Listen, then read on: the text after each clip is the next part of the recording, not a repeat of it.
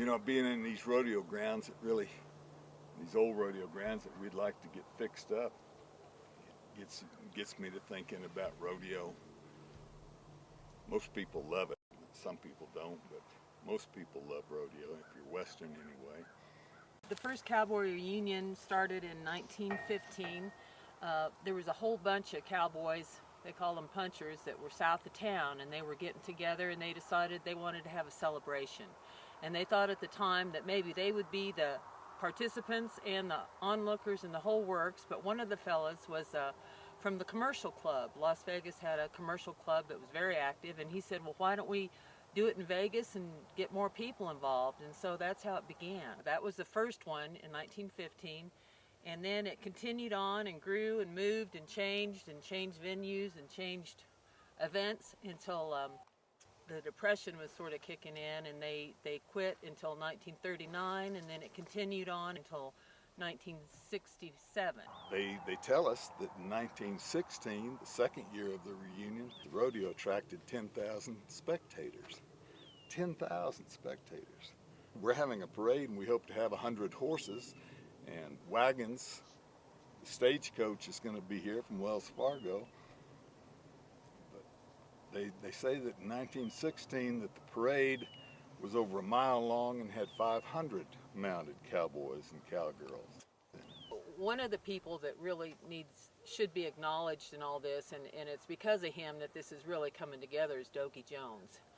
His dad was Butch Jones, and he was an original founder of the Cowboy Reunion.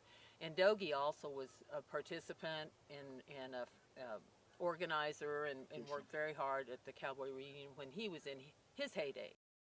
In 1915, at that first reunion, you know, the war was on the horizon, World War I. The United States had announced that their stance was that they weren't going to enter into it, and then some things changed. But in 1915 they weren't, so everything was looking pretty glum. And I think that the commercial club and the cowboys and the people around wanted to have some things to take their minds off of that.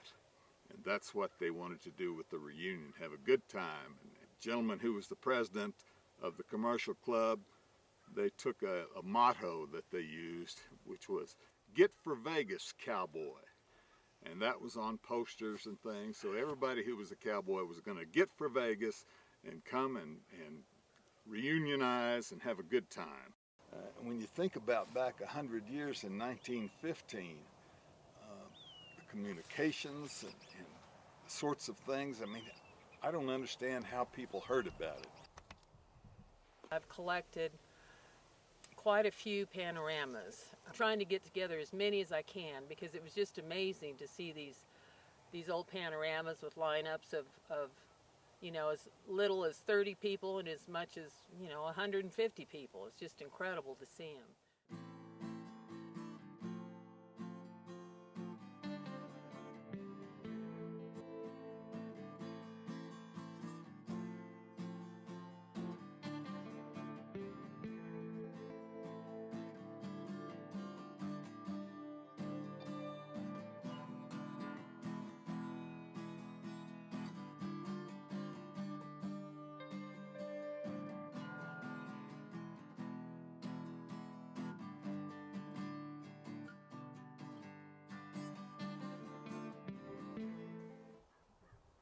You know, the thing about doing this whole thing is that we've met a lot of people we wouldn't normally run into, and everybody's enthusiastic about honoring what happened before us, and it just has brought so many different people together, and it's just going to be so much fun.